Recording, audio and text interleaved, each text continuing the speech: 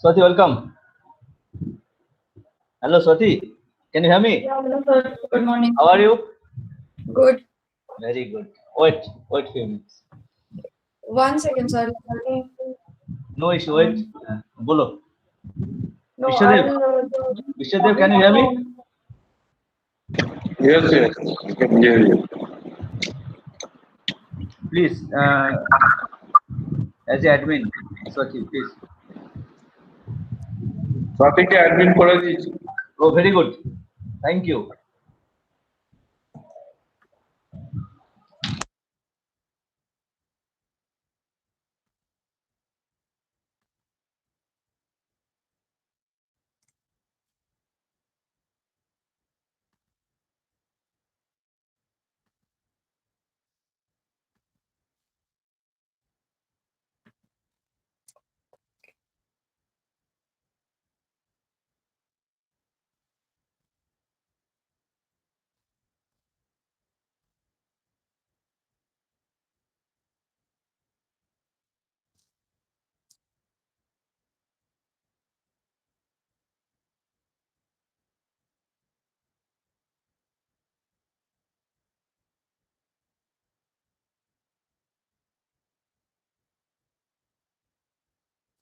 Let me try sharing my screen if anyone is able to.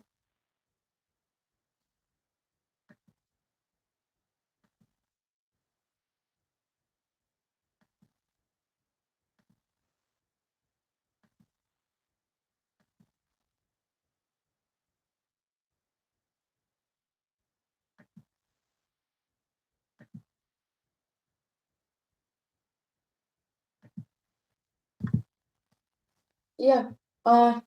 Can everyone see my screen? Swati, wait. Swati. No. Just asking, sir. I'll start in some time. Oh, something. Okay. Just to make sure everything is in place.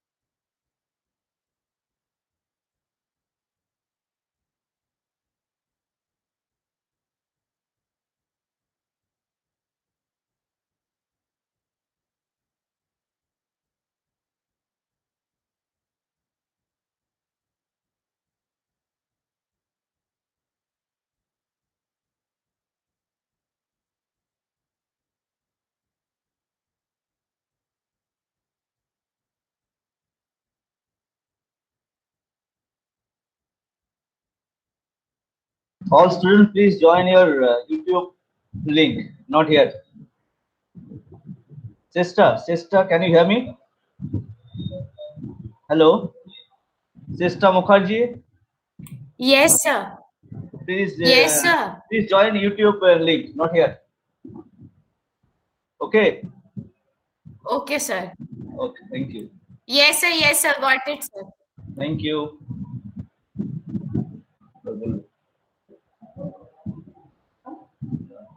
Swati, can you hear me? Swati?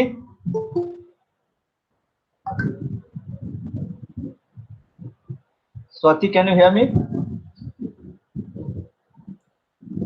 Yes, sir, I can hear. Okay. Sorry, Okay. I was on mute. Wait. Now, introduction to things. First, our faculty. Mona Chakraborty. Good afternoon, good afternoon, all of you. Good afternoon, Honorable Speaker Swati Singh, Honorable Director Sir Dr. Piyush Pal Roy, respected Register Ma'am Mrs. Ruma Mitra, fellow faculty members, and my dear students. I am pleased to welcome you all to this one-day international webinar on core concept and industry practices of SQL and PL SQL, organized by CSI Student Chapter, Dr. B.C. Roy Engineering College, Durgapur. Today we have with us respected speaker Swati Sinha. On behalf of Dr. B.C. Roy Engineering College as well as CSI Students Chapter, I welcome Swati Sinha to give the permission of her speech.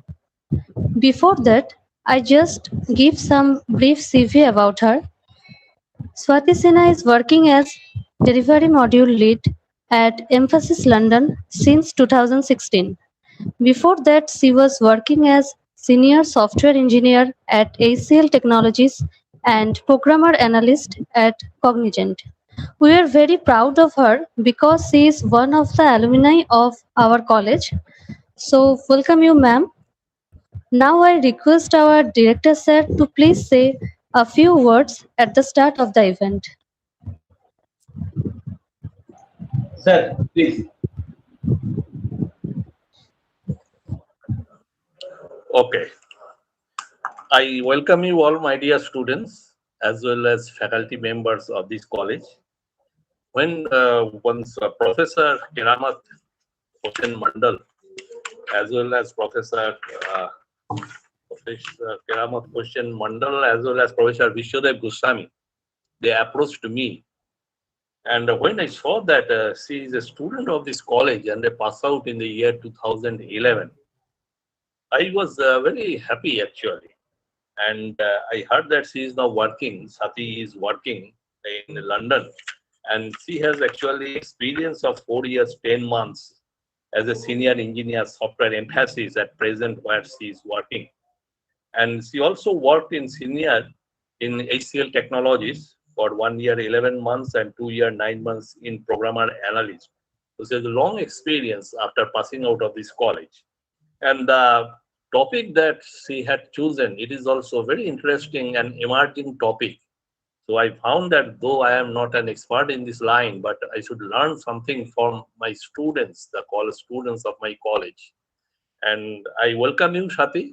I wish you all the best. And at the same time, I would request you, whenever you are in around this city, actually, Durgapur, you please visit us. You please as well as interact with our students and faculty members and share your knowledge and experience so that our students, present students, can be excited to go to the height that you have already achieved. Wish you all the best.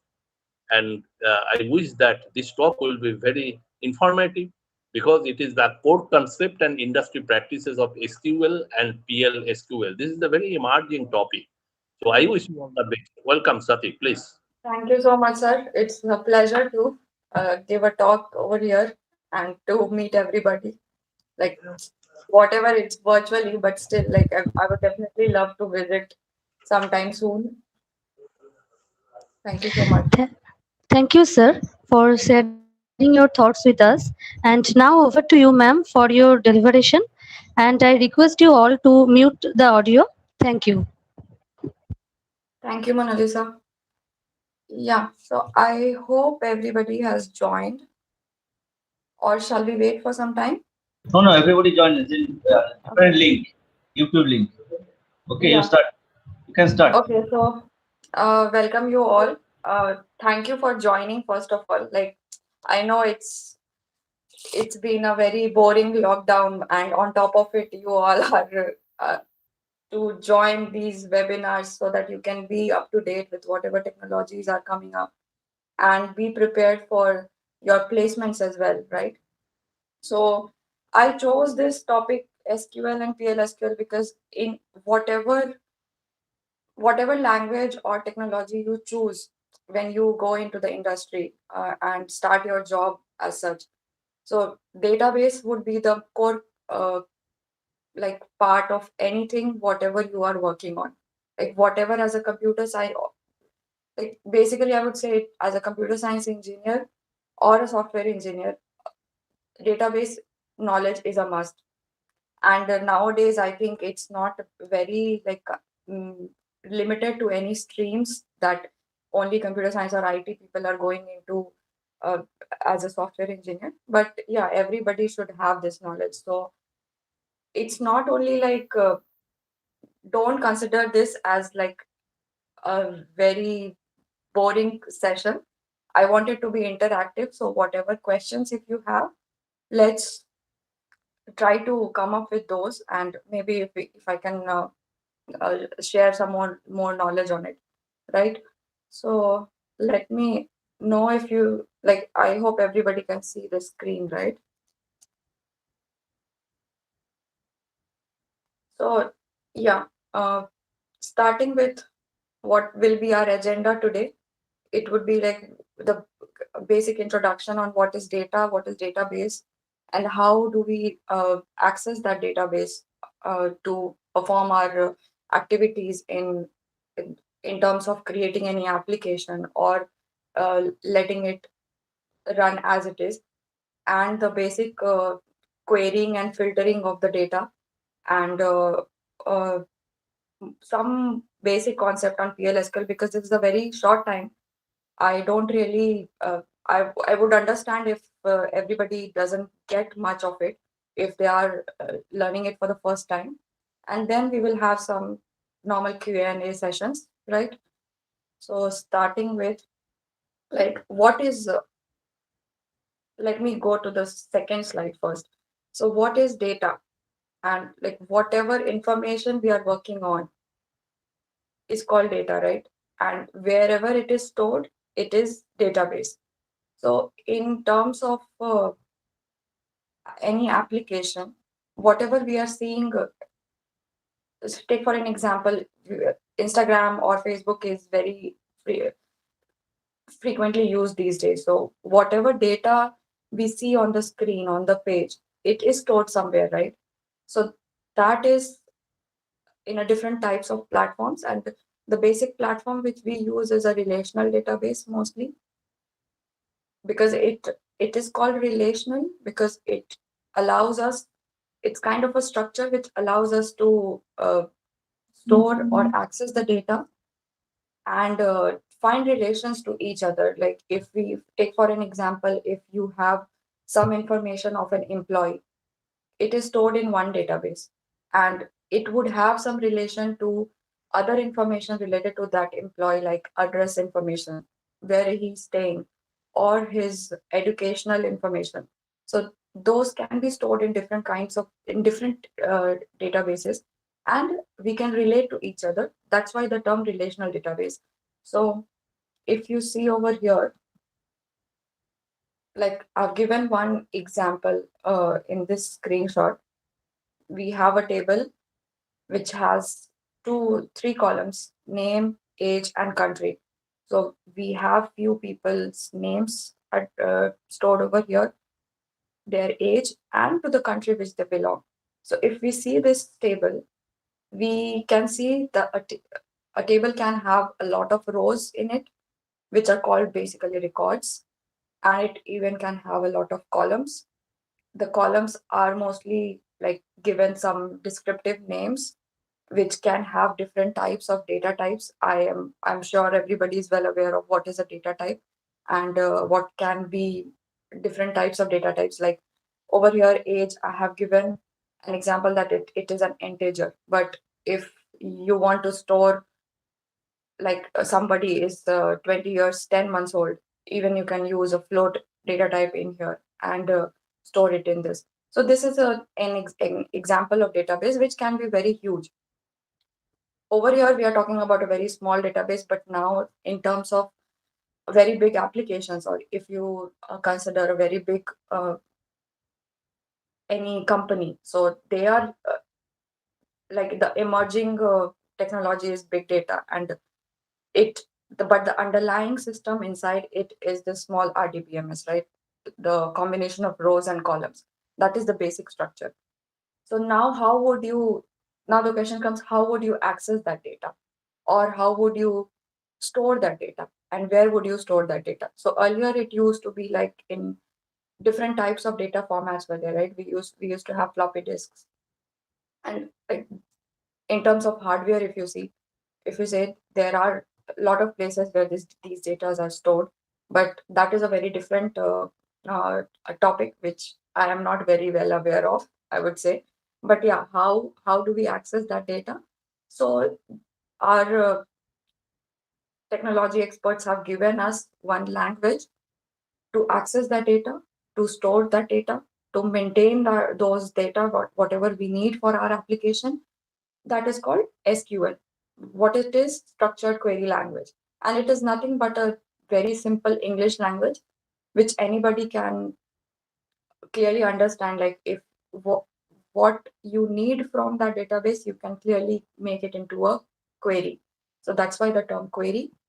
And it basically defines the structure of any data in there, and you can manipulate the database with use of this SQL, right? And like I would go a bit far to the end. Like we have PLSQL. So PLSQL is procedural language. That we will come on that point later, but it is also a type of SQL language, right? Yep. So now, whatever data we are storing in here, sir, just a quick question. If anybody has any questions, I think you can post it in this Google Meet. Is there any chat available? Has any questions, I think.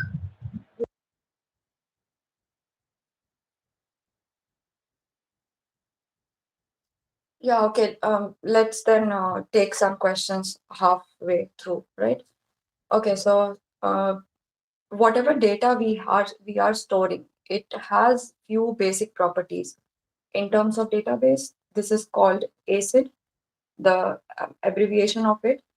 So A stands for atomicity. So these are the basic guideline principles on which a database works.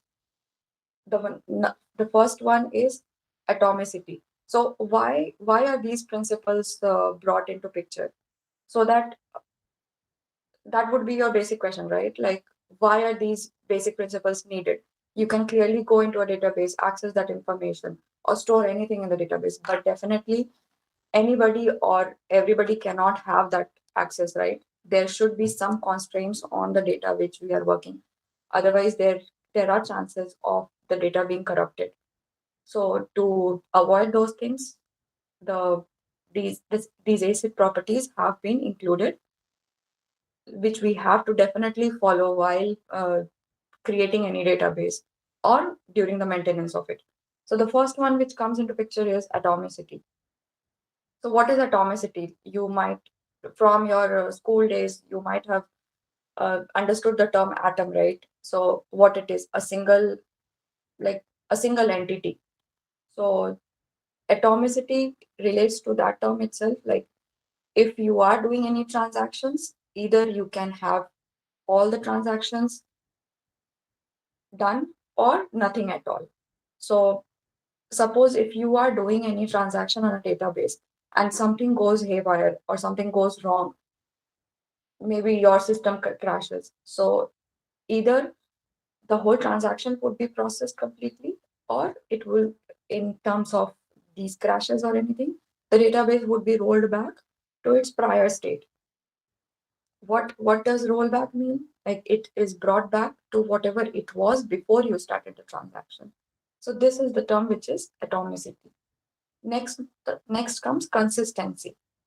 So this is one thing which I told in the beginning, that maintaining the data. While maintaining the data, anybody and everybody cannot go and change the database as they wish for.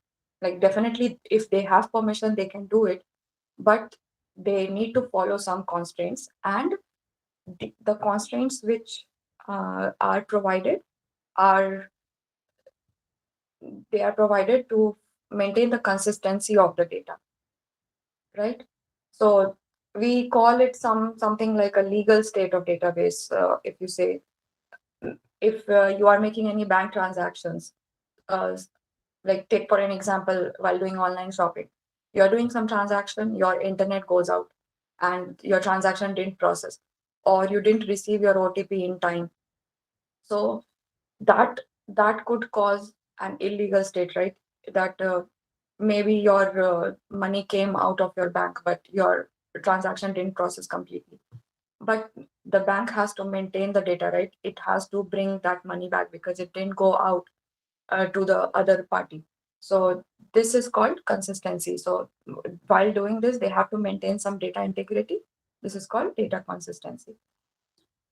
Next, I is isolation.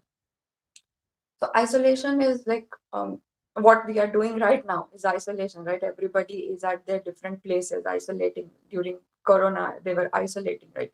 So one entity is not related to the other entity or not coming into contact with any entity. Whatever transactions, whatever transactions would you would be performing on a database should be isolated from the one which I am performing. Suppose we have one data structure. I am trying to access that data structure, and at the same time, one of you is trying to access the that data structure. These should be completely independent of each other, right? So to maintain that, these transactions should not come into like hindrance to each other. So this is called isolation. Durability. Next is durability. So what it is, like the one which I told you previously, like in case of system failures, if something crashes down, so that data structure should be as it is, right? Now we are talking about not in terms of doing any transactions online or retrieving anything from the database, but we are talking in terms of hardware. Like suppose there is some calamity and in a server, everything crashes down, power failure or anything, and you were in the middle of very important transaction. So that time, the hardware engineers make sure that there are different change logs maintained for whatever entries have been done to the database, and whenever those systems can be like retrieved whenever needed, and they survive any such system failures. So these are the four basic principles which you need to make sure you follow while maintaining any database or creating any database structure. Let's move on. So now this SQL, structured query language, this will definitely have different types of commands, right? So SQL has given us 5 types of commands, which is data definition language, DDL, data query language, DQL, data manipulation language, DML, DCL, data control language, and DCL, transaction control language. I don't know if anyone, like, I think if anybody is in 3rd year or 4th year, they might know a bit about these, but let me like show some like basic definitions of it, and then we will see some examples like how are of these some DDL commands. So data definition language is whenever you want to define any database schema. So schema is the database structure, which the name given to the database structure is schema. Now, if you want to modify or create any database objects, we use these data definition languages. Some of the examples are create. As the name suggests, it is used to create any database or any kind of objects. So we have different if you talk about objects, so whatever in terms of, as a software engineer, maybe it is very easier for me to understand this, but whatever entities you are accessing or whatever entities you are talking about in an application are referred to as objects, whether it be Java language or any other language or any other technology you're using on. You might have heard the object-oriented programming language, right? So that object is the entities. So in terms of SQL also, whatever table you would be creating, whatever functions you would be calling, any procedures, we will come on these terminologies later, but create is basically used to a command used to create any object in the database. Drop is simply, as the name suggests, to delete those objects, whatever we have created. Alter, if you want to modify any object, we can do that. Truncate is to remove anything from a table or any object. So you might be confused about these two terms, as I was maybe 10 years back, the difference between drop and truncate. So drop is it if you have created, like, let's go back to this example. This structure, this table structure, if I want to delete this structure itself, we would be using the drop command. But suppose I want to keep the structure of this database and I want to maybe insert few add some more data in it later part of my usage of it, and I want to delete only these records, then we would use the truncate command. Let me show you some examples. So this one, I am going to create one table structure where I have employees. I have named this table structure as employees. So I'm defining it. This is data definition. I'm defining it. What definition I'm giving it to it? I'm creating a table named as employees, which has 1, 2, 3, 4 rows. Sorry, 4 columns. It will have this structure. So we would be using this create command. So the basic syntax of it would be like very simple: create command, then the object name, the object type which you are creating, table, the object name which you want to give. Like suppose I have given a department's structure over here, this one. Then these column names would be given, the data type of it, and these are few I would say constraints over here, which we would come in later and I would explain that. So now if you see, we have a table employees in here, which has columns, employee number,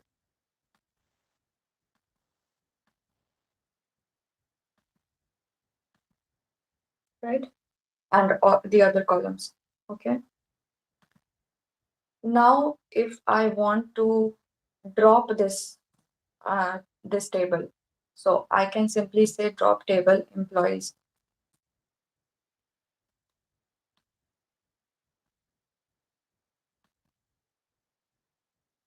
Now, this employee this employee table would not be present in the schema as you see over here.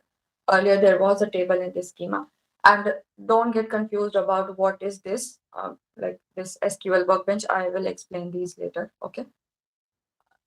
So you can simply use drop table employees to drop the structure itself. Similar way, you can use the truncate command to remove any records in it, and alter. So let's see this alter command. What alter does? Alter is like, suppose you have employee name, and I have given the data type of it as 50 characters, but somebody with a name which would be very unusual, but somebody comes up with a name with 100 characters. So I would have to have that functionality to be there, right? That it can insert that number of characters. So I want to alter that table. So alter that column. So what alter does is, its simple syntax is alter table name, alter table employees, and I can use, so here we can use different commands, like we have add or modify.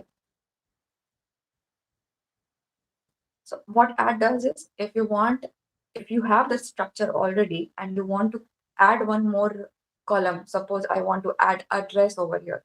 So I can add an address column, which can have maybe 100 characters. And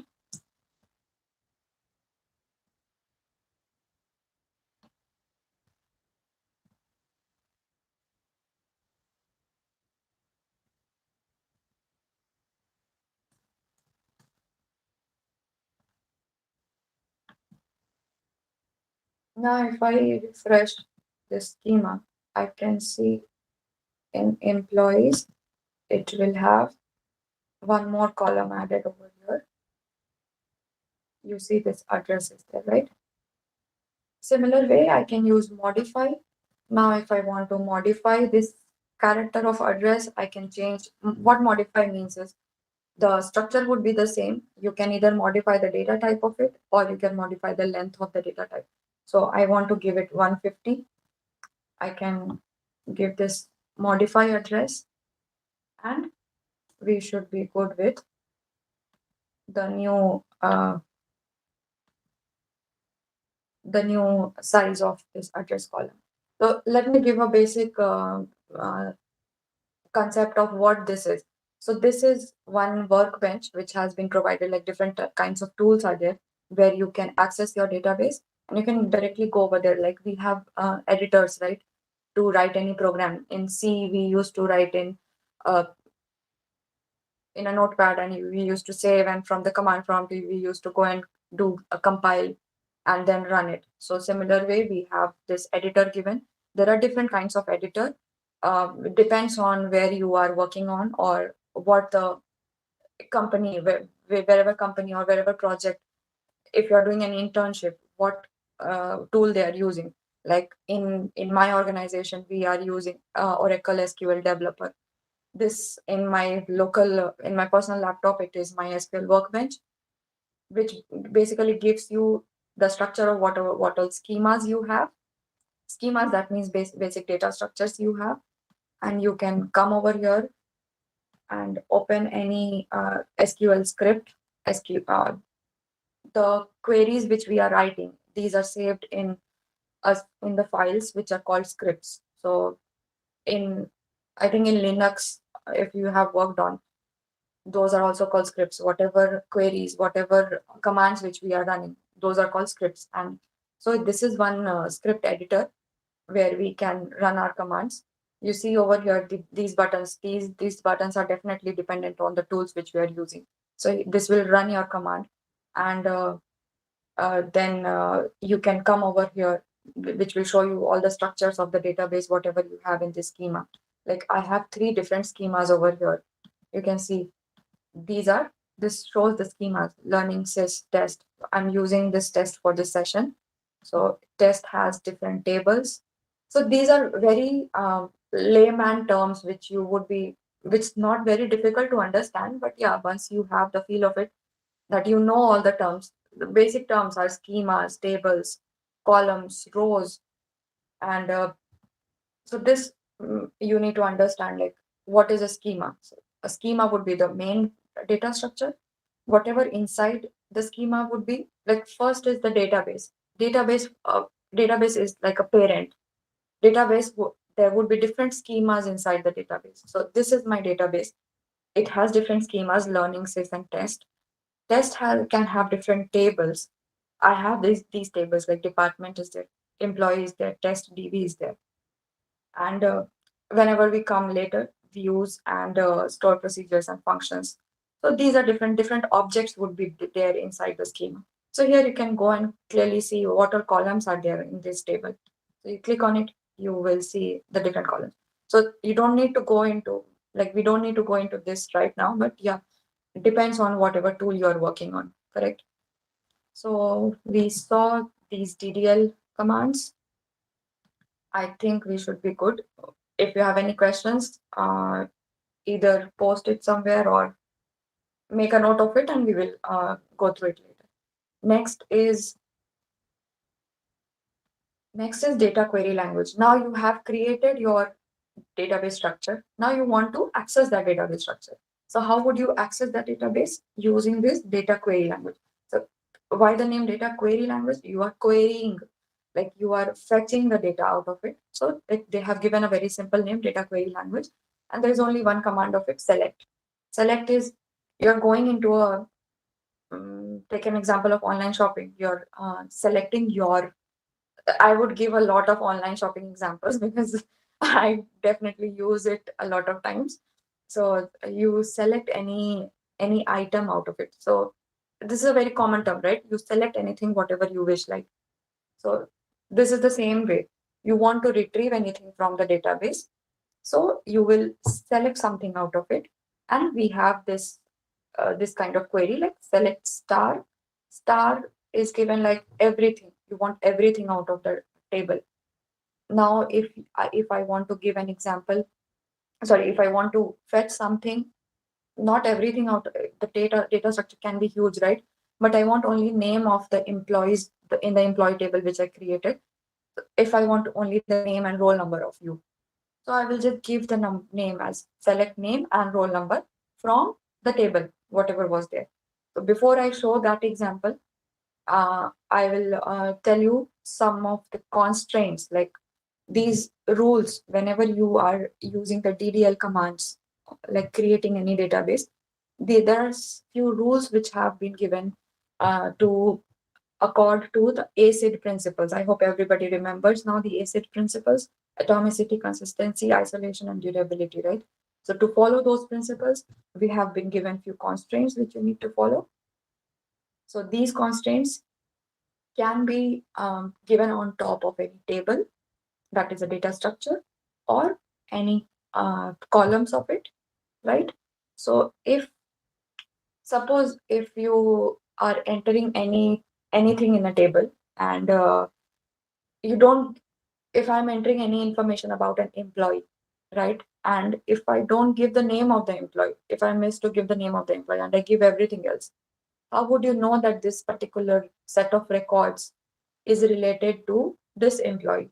Like I gave the roll number and the semester marks of you, and I forgot to enter the name of the employee name. How would you know whose marks is this, right? So while creating that data structure or database, we need to ensure that few columns cannot have null values. Null values means empty values. So we can give a not null of it. So showing that in this example, like this table of employees, the employee number, I told that it cannot be null. That means just say not null while creating the table, while creating the column of the table. Similar way for employee name, not null. Okay. Next comes unique. Like everybody's name is unique, or not really name. There can be similar names. Roll numbers are unique. Registration numbers are unique. So I can say, like I have not any example right now of unique, but maybe I can give employee number as not null and unique over here. So whenever anything is being entered in this table, any employee number cannot be repeated. Everybody's employee number will be different to each other. That is unique. Now coming to primary key. What is a primary key? So whenever I am giving anything as a combination that it cannot be null or it needs to be unique, then we consider it as a primary key. So as the name suggests, that would be the primary column or primary object while retrieving anything from the database. Like whenever you want to fetch anything from the employee database, you can consider it. If you go through this employee number, that would be your primary source of retrieval. Like you can name this as, because it is not null and unique, you call this as primary key. Now, there is one more key called as foreign key. So we have two tables, employees and departments. Like everybody gives this example only, like it has been, I think it's been running from maybe 20-25 years. Employees and departments example, very straightforward. We have employees, they belong to different departments, and there would be department. Take an example of students. Different streams of students are there, right? And we will have some records of all the students, and they belong to different kinds of departments. So there is a data structure where we are saving these department IDs and the department name of it. The same department ID has been given to this employees table. Now over here, we named this as primary key, as employees primary key. What is this department ID? In this departments table, we named it as department as the primary key. Like whenever we want to fetch any department records, we will turn on to department ID. But what is the connection between these two tables? How would you understand that this employee belongs to this department? So there is a common field right over here in department ID, in both these tables, which is department ID. So this we call as foreign key. Like foreign key is, there is something in your main database. You want to access something in the other database with the help of one key. So there is a connection between those two tables with the help of one key, right? So that is called as foreign key. This default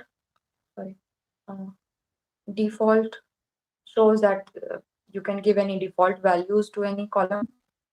Like if you are entering anything as null, maybe default it to default the salary.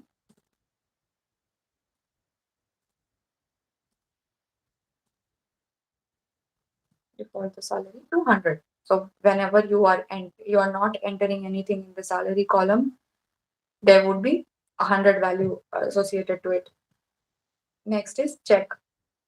Check is any kind of constraint which you give while entering the record, that it cannot be greater than 100. Like suppose you are entering the age of an employee, it cannot be greater than 100. So you can give anything like, suppose here, check. I don't really remember the syntax, but maybe not equal, not greater than, something like this, not 100. I think we need to check that syntax. Sorry about that. Then we have index. So index is something which you would come across a lot of interview questions. I'm moving a bit ahead, but if we have a very huge database, it can become difficult while you're retrieving anything from the database, right? So it can, like these days, we call a lot about performance of anything, any application. If it becomes slow, we think that okay, it is not very performant. So how in the back end this performance is made sure that it is up to the mark. So we have one facility called index. So in this table, if I want to retrieve anything, it's not necessary that I want to retrieve everything at once. Suppose I can just try to fetch information of employees whose salary is only greater than or less than 100K. So there are some conditions dependent on it, right? So we can provide some index to those columns while retrieving the data. So like this would become very complex for you right now, but just understand that to make any data structure performant, we provide index to any data structure so that we can retrieve quickly depending on some conditions, right? Next is data manipulation language. So we talked about creating the database, we talked about retrieving the database, but definitely we would need to have something in the database to retrieve, right?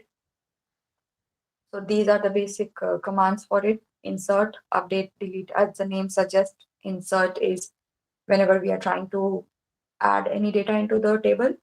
Update is any add, try to update any information already there present in the table. Delete is to delete the records. I told you about truncate, right? So truncate would delete all the records in the structure, but delete would, you would be able to delete depending on few conditions, only few records out of the structure. So let me give you some examples of delete and insert, update, and delete. So we have this employees table, right? So I want to insert something into employee table. Simple. What is the names? Structured query language, right? And I told you before, it's a simple English language. So what if I tell you, like, put this into a cupboard? So put this thing into a cupboard. So you, in simple English language, you would like put into cupboard, right? Similar way, I might be giving very vague examples, like just bear with it. But yeah, so we can just simply say insert into, where we are inserting in the employees table. So I'll write employees. What we are inserting, few values. So I can give insert into employees values. Now there are few syntaxes of it. Like if you want to insert everything, not like if you want to insert value to all the columns, so you can simply say insert into employees values. What values? Employee number, which is an integer. So integer, suppose we say 1, comma, employee name, say Sam.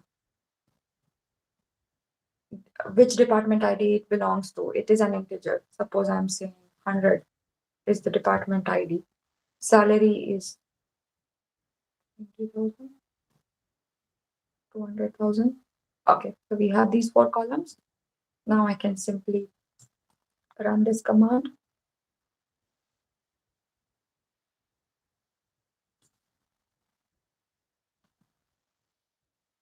Now I inserted a record, but what about following the principles of ACID?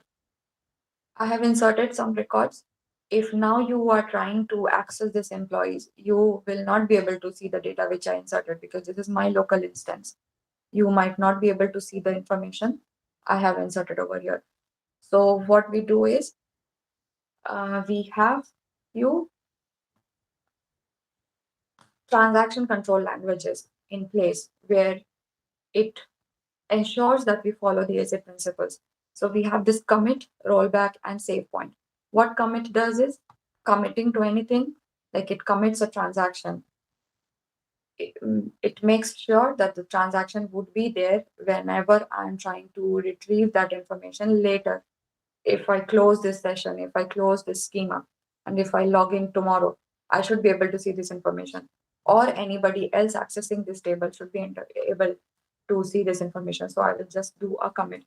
So generally when you are running anything on the script, you can see a history over here that it is saying that insert into employee success.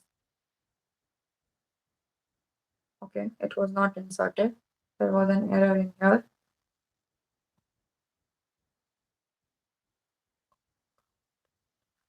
Yeah, this is a good thing that happened. What it says is column count doesn't match the value count. So whatever I am trying to insert, it doesn't match with the number of columns which is already there in the table. What we missed was I had run one alter command to add an address column over here, but I have not inserted the address, if you can see over here. So now I need to add an address.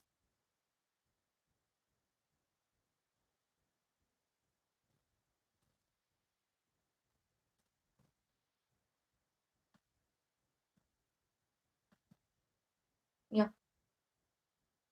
So now we can see in here, insert into employees, 1 row is affected. That means there was 1 row inserted in the table.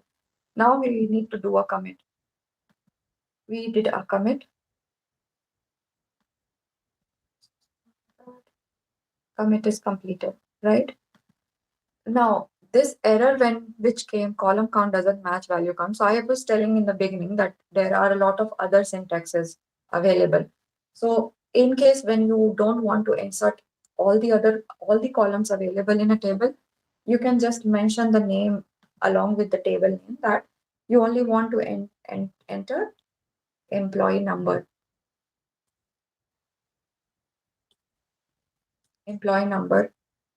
And you can just give like this. Just give like this, inserting an employee number. And suppose you don't have that information handy right now, and you want to enter only keep the employee number ready, but other informations you will add on later. So if you are inserting something like this, you can use it. And when you want to insert it later, then comes this update command into picture. So you can update that table to add few more records. Delete, let's insert few more records.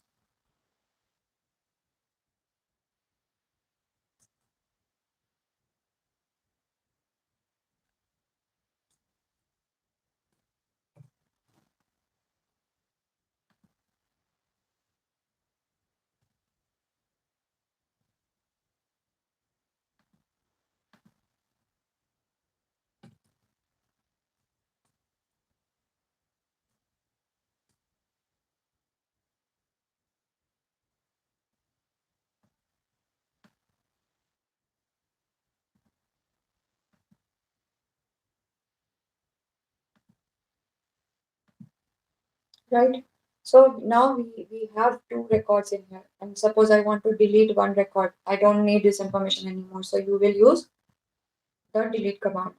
Okay. Now update command. Update command is if you want to change the salary of this particular employee, you can use an update command like update table name as employees.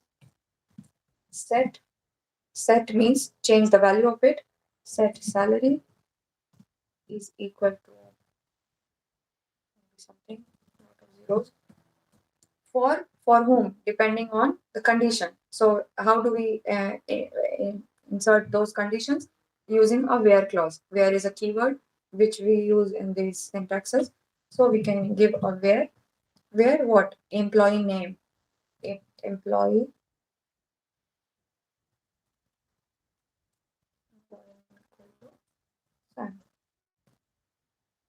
so this can be done as one row changed. That means if you want to see the information of Sammy, the salary of it would be changed.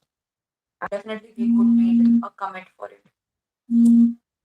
Definitely we would need a commit for it, right? Commit for every data manipulation languages. And every data manipulation language, when you are affecting any database, you would need the transaction control languages, right? Commit, rollback, or save point, anything. What is rollback? Rollback is if rollback can only be utilized until we have not committed anything. Like suppose I was trying to access any database, I was trying to update any record in a table, but I gave some wrong information in it and I don't want to save it. So you can do a rollback. Rollback means it will bring back to the previous state of that table. Save point comes into picture when you are handling a lot of database transactions. Maybe take an example of inserting student informations. We have 100,000 students. I entered 5,000 student records, but then maybe just to make sure there are no system failures, and I think save point came into picture when there was not a lot of contingency plans. I'm not really sure, but maybe save point was when we are writing anything in an MS Word document, we make sure that we save things, right? So that it is not lost and we don't have to write anything again. So that's the main concept behind save point, that you have done few transactions, you write save point after it, saying that okay, if there are any system failures in the later stage, this save point will make sure that everything and anything whatever was done before it was done was saved in the table, and it will be accessible later, even if there are system failures in the later part of the transaction. So SafePoint makes sure of that. So I think that is okay. Yeah. Now, data control language. So I don't really think this is of use right now, but when we are working with an application, and everybody cannot have access to anything, right? In a bank application, like I'm working in a banking domain, so in those bank applications, there are very sensitive client informations, like mm, a lot of stock records and everything. So everybody, like there are let me talk about something related to industry. Like we have different kinds of platforms. Like right now I'm working in a local platform, right? This structure, this is a local platform, but this can have different platforms like development. As a software engineer, you would be doing some development work, right? Development, that means creating any application. A lot of you might already know these terms, but yeah, just a basic information on that. Development. Now, once you have developed anything, you would want to do some testing. So there is a testing environment. So we call these different environments like development environment, testing environment, and finally is the production environment. What is production environment? Whatever is live for the users. Like Facebook is live for the users, so they might be having, they must be, they have a database which is a production database, and everybody doesn't have access to it. So to but somebody should have access to it, right? If they want to update anything. So then these data control languages come into picture, that we grant different kinds of permissions and different kinds of controls to a database structure for specific users. See, for this schema, I am the user, so I have access to everything. Now, if I want to make sure that you also have access to employees, I need to grant you permission. That something like grant. There are different permissions like execute, debug, select. So select means I am granting a select access. You can only retrieve, only read only access to a specific user, suppose user one, something like this. So these users will be defined for different databases. If you have granted any role, you can revoke the role anytime. So this is the revoke command. So I think we have covered different languages, different SQL commands. Yeah. Okay. So now let me just give an example of select. So I now want to access, I told you about data query language, right? Now I want to access all the information of these employees. How will I do? Simply select star from employees.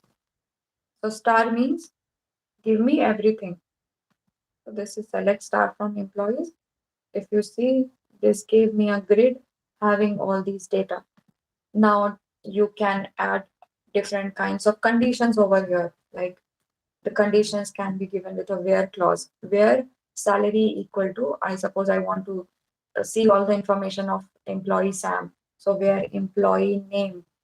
So this is pretty, maybe I'm moving very fast, but definitely we can have Q&A later. And even you can reach out to me with the help of sir, and I can answer all the other questions which you have. So if I run this command, like I need to have all the information of this employee Sam. So it gave me all the information of this employee Sam, that it has employee number, employee name, department, salary, and address. So you can have different kinds of conditions or different kinds of criteria to fetch any information. So SQL has given us different functions called aggregate functions. These are called aggregate functions. So aggregate functions, like I would go through it a bit fast because I think I'm taking a lot of time. But yeah, row num gives you, like if you're fetching anything which has a lot of records on a specific condition, like suppose if I had a lot of employees with salary 200,000, but I give the condition that row num equal to 1. So it will only give me the first row of all the records fetched. If I give row number equal to 2, it's visible enough, right? I'm sorry, I should have asked this earlier. If row num equal to 2, then it will give me the second record, something like that. Minimum is this minimum, min, max, count, average, and sum. These are 5 functions which you act upon on any column. Like suppose if I am fetching all the employees and I want to see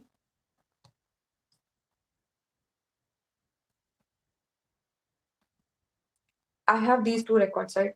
Just taking a very small example.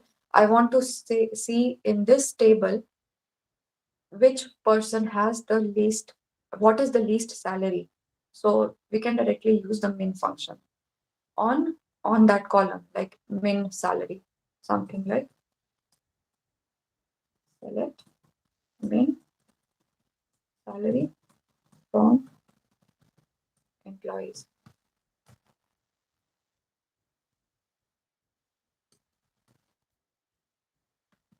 So it gave me 20,000, right? It gave me the minimum salary, what was present in that table.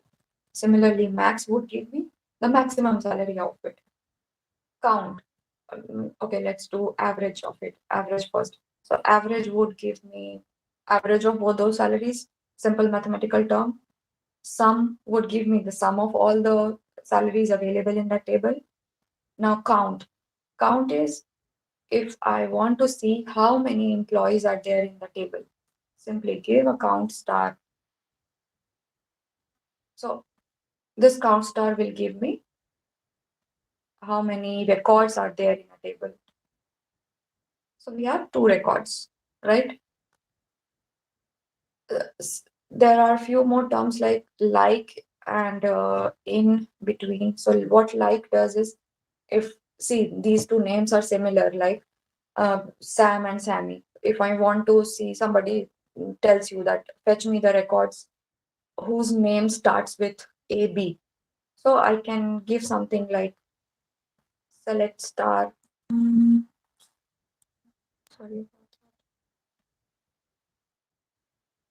Select star from employees where employee name like AB. So now see, this like would give me the name of all the employees starting with B. Percent, this is a wildcard. It says that anything can be appended after B, right? Let's go. Similarly, we have a group by function. So group by gives me, like, if I have a group by a department, like give me all the employees belonging to the department 100.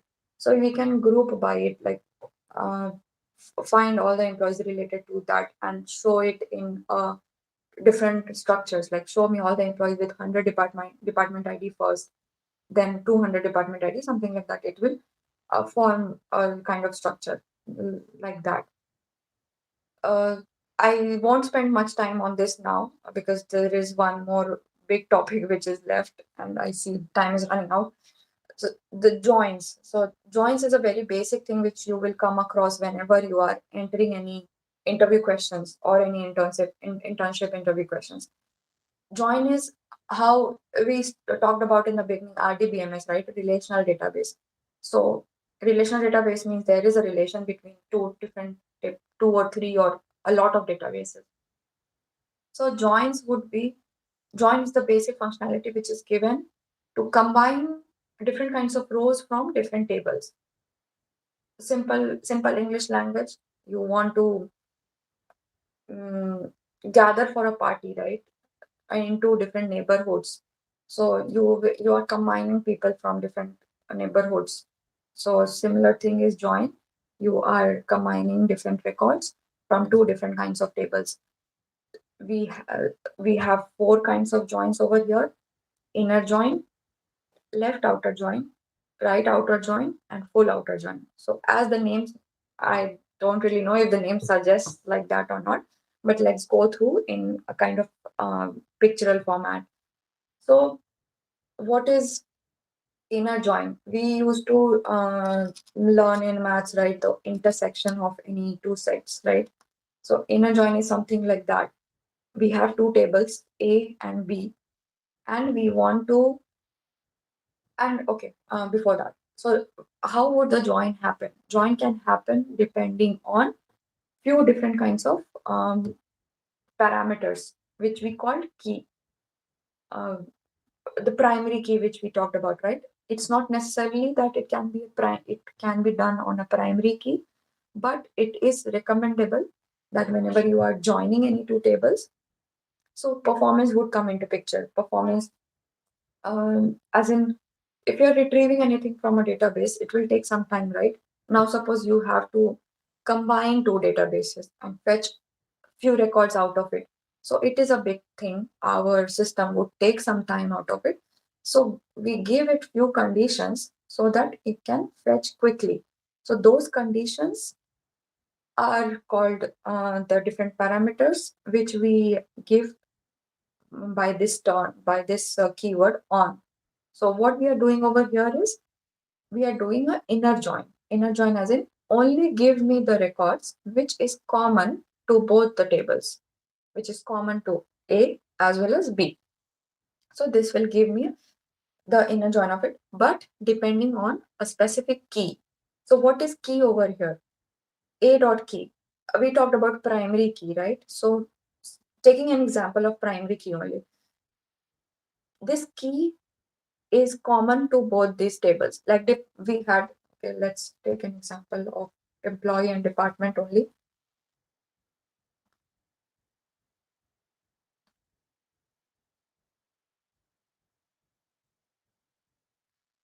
Right. So this employee had a department ID, department had a department ID. So we can do a join on these two tables, employee and department, depending on this department ID. Like give me the common records of employee and department, something like that. So that would be an inner join, and the key would be department ID in there, where employee dot department ID is equal to department or department ID, something like that. What is left inner join? So left join is give me the common records, but left means like we are keeping those two tables, left and right. Give me the common records of both of it, and as the picture shows, but give me the records, all the records of A as well as the common records. I think this is the basic principle around it, but definitely you will learn later when you start doing hands-on on it that how join exactly works. But this is a very important concept. Like whenever, like even now, if I would take interviews or give interviews, whenever it is something related to a database, everybody wants to understand if your concept on joins is good or not, because that is what big data or anything whatever we are working on is all about, combining tables. Mostly in Oracle or SQL we have these join concepts, but now with emerging more technologies, like if anybody has heard about NoSQL, like MongoDB and other database structures, I think they are not going much into this join concepts. Like everything is there in a single database.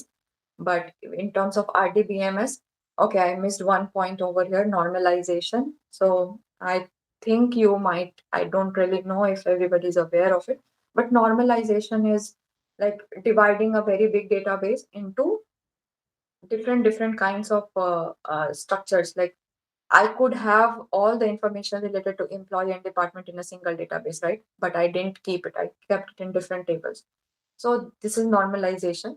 And when there is normalization, we have to have joins. Right outer join is similar thing. I need to have all the information from B, but as well as common information from both A and B. So this is it. Full outer join is basically doing nothing but fetching everything from both those tables, right?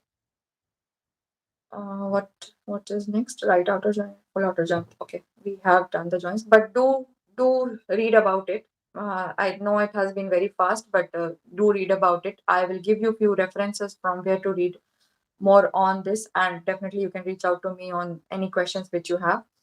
I might not be able to show you more examples because I think I should have prepared more data in here to show the join examples, but definitely that takes time, and I don't expect you to understand it in one single session in 1 hour, everything about SQL.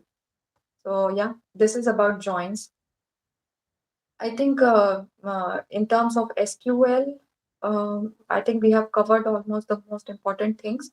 You definitely need to have a few more hands-on on it. But yeah, let's quickly cover PLSQL also, and then we can have a quick round of Q&A session, right? So PLSQL is, we have written, we have been writing a lot of programs, C programs, starting with beginning a program and ending it, right? So we can combine all these queries which we have written over here, all the commands and queries, selecting query, adding, updating, anything. If we are doing in a single block of statements of a database at one time, if I want to run everything at a one time, I need not go and run those commands one by one, right? I can just keep it in a file. I can just run the file at once with the help of either a shell script or any Java program or any other language, programming language, right? So SQL has provided us with a procedural language of a procedural feature of programming language, which is called PLSQL.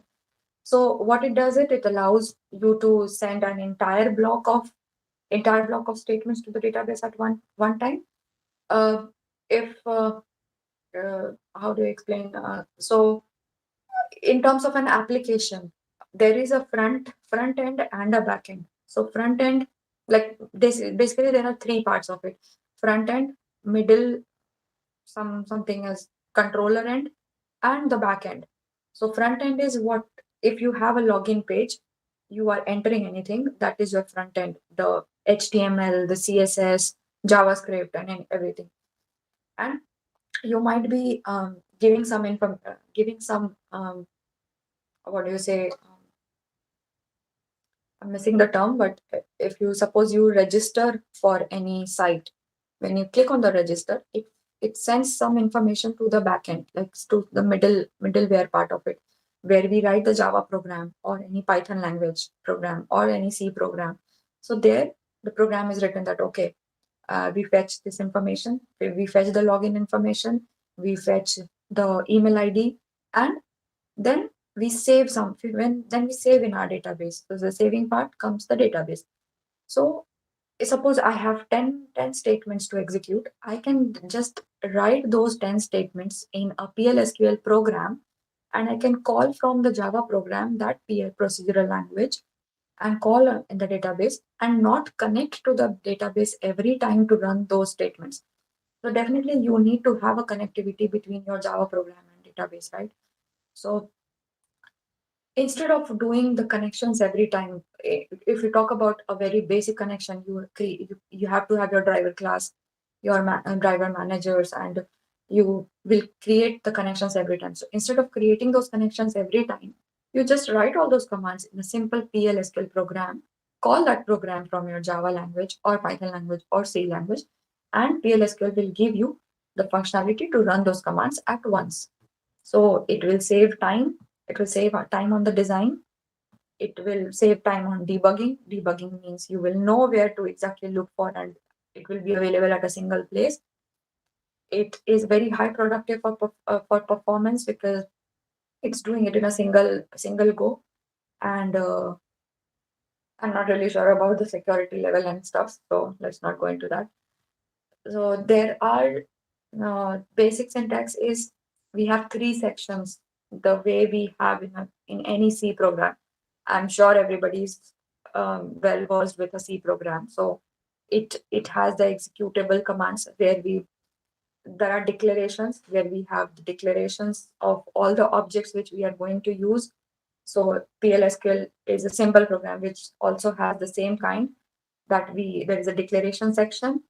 Then we have executable commands in there, which we start with begin, like I don't really remember right now, like how we used to do in C, but in Java program we have public static void main, right? In void main we write all the commands, so that is our main executable command section. And the same is for PLSQL. It's begin. We will have everything inside that begin. Then we have different exceptions which we can come, like if we are fetching anything from the database, it could be that the connection doesn't happen. That is an exception. Exception means errors. That is an exception. Suppose you are trying to select anything from the database, it might be that you don't get any records out of it. That is an exception. So all those exceptions are defined in this exception section, and then we end the block of it. Right. So in PLSQL also there are different programming units, which is function, package, and procedure. And these we will talk about later. These are not really not for now. But function is let's talk about procedure. So procedure is what? Whenever you are calling that PLSQL block of program, we can give those, I told you, right? We can give 10 commands in a single block of program. So PLSQL is the kind of programming, but the block in which those commands are given, it's a procedure. It's inside a procedure. So its procedure is nothing but a lot of commands given in, like I told you, right? You can call this program from a Java function. So if you call from a Java function, consider it as any basic Java, like take it as an analogy with a basic C program, right? You create one procedure, give it a name. You can have input parameters to it, like you are giving an employee ID as a parameter to it. Then you have this executable section, which I told you here, these executable commands. You can have all those commands within this begin and end, right? And like, for example, I have this example copied from Google, of course. Create or replace procedure. This is the procedure name as greetings. And when you call this procedure greetings from any program, or you can directly call from the SQL editor from here. How do you call it? You call as execute greetings, like any simple basic run command, which we will do as run or Java compile, Java run, something like that. Execute this greetings procedure. So what it will do is it will give the output as hello world. The way we have sys.out, right? And system.out.println. I might be giving wrong examples with respect to Java if anybody is not aware of it. Sorry about that. But yeah, we can learn about it later. It will just directly give you an output as hello world.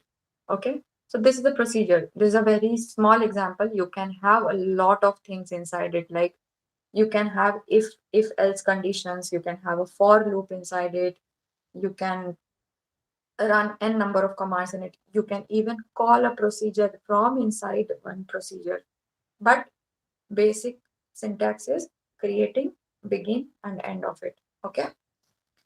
Next is what was this procedure? We were just calling it, right? We were not returning anything out of it. We can return things out of a procedure, but right now in this here we are not doing anything. Then comes into picture this function. What function does is it will, a simple function, if you call a function to get the number of like if I'm giving an input of a string and I tell you to find the number of A's in that string. So this method would be returning something, right? The same thing we can do in PLSQL also. What we will do is we will create a function. This as in parameters name suggests, we will have an input to it. It will we are passing an input parameter to the function, and we will return something out of it. So what will be the return? You can return, you can give the name of the return over here.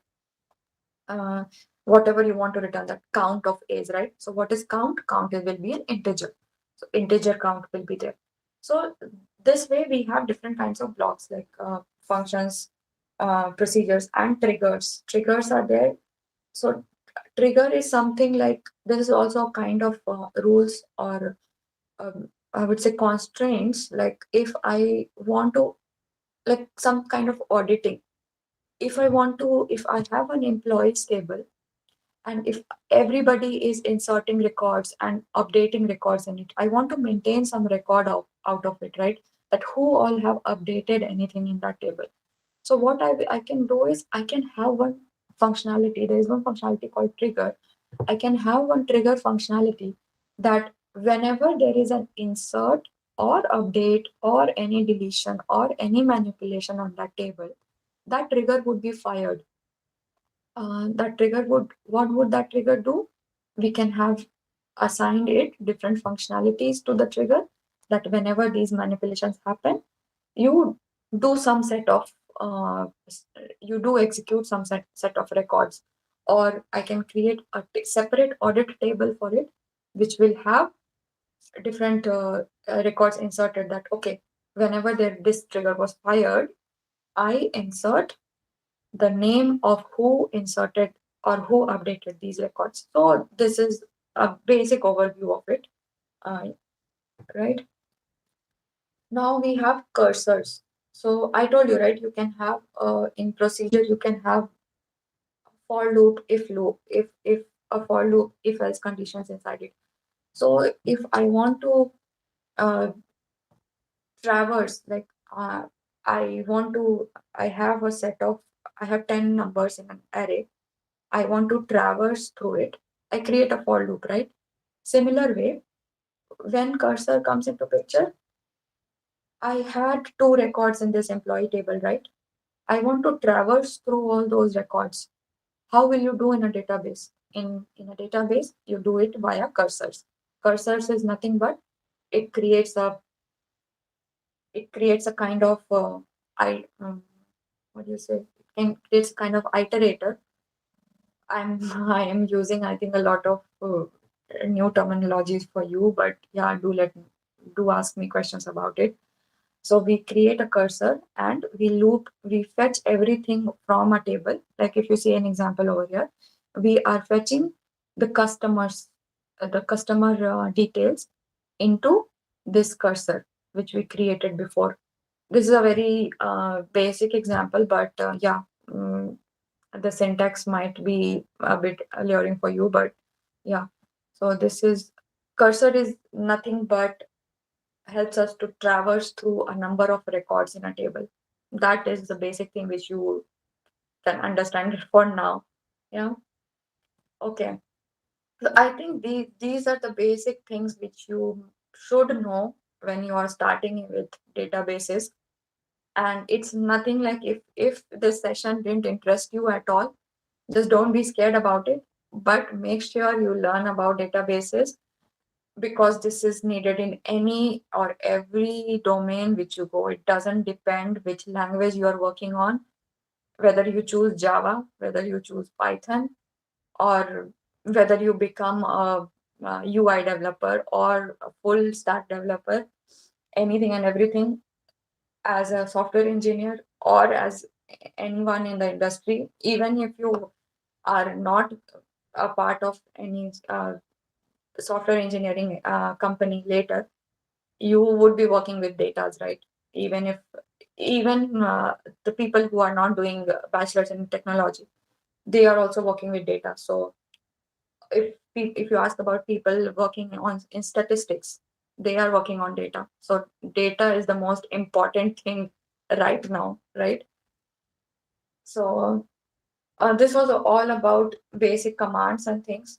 For your as an industry experience, I would want you to understand like how if you are going for an internship or any of your first job, what all knowledge you should have or with what mindset you should join any company or any place where you're going for internship.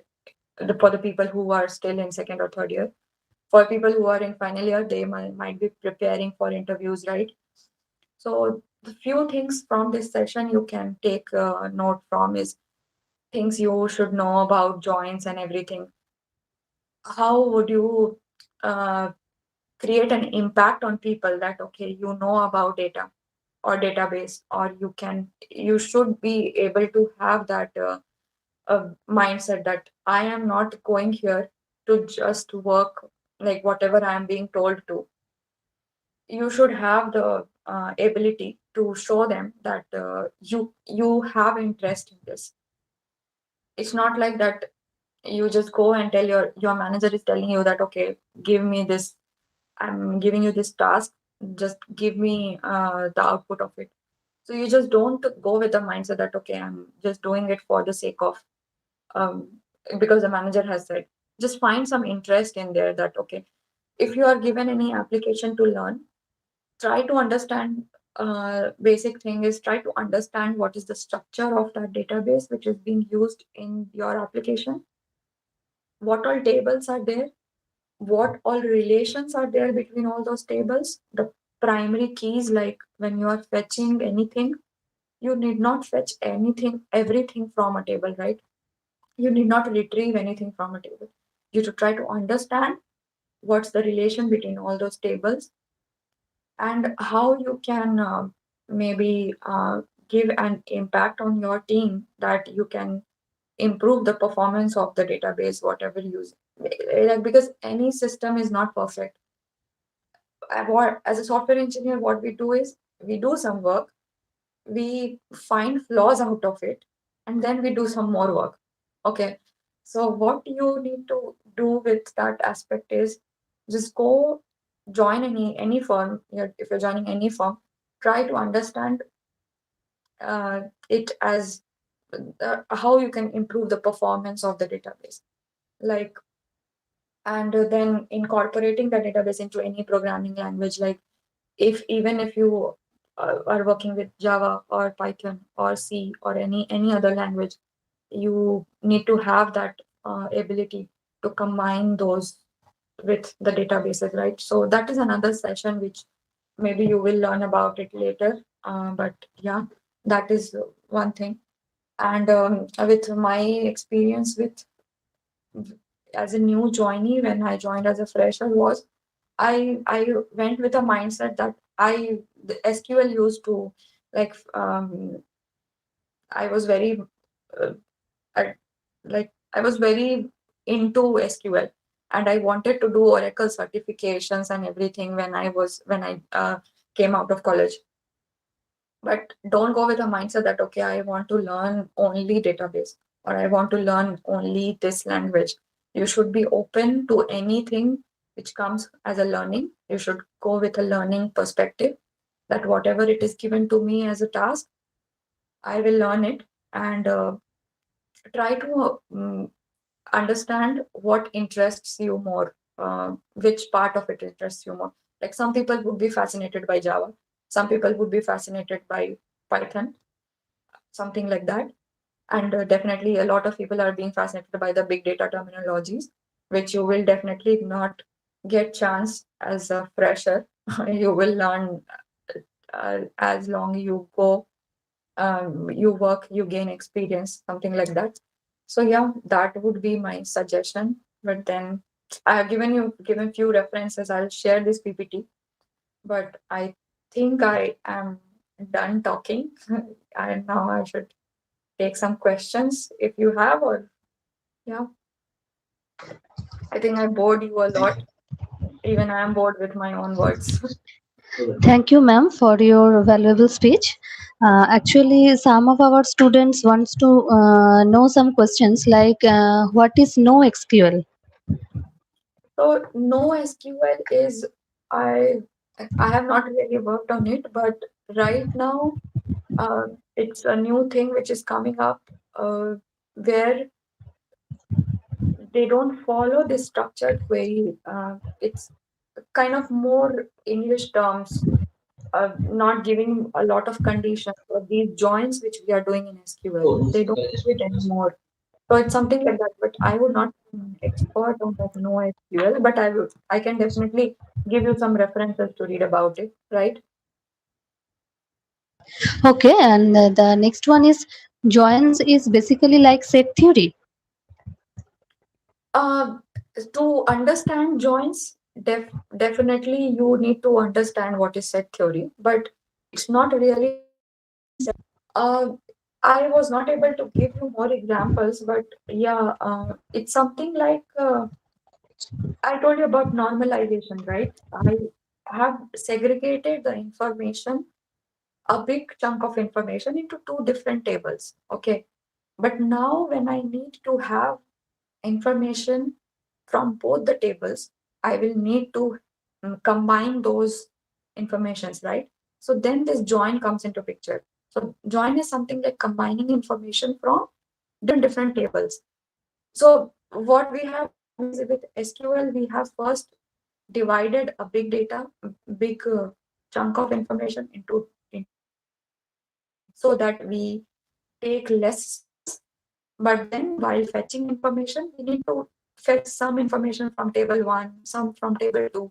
So that is join. Join is uh, not really set theory, but I showed that pictures so that you understand how are we finding out the common data out of it, right?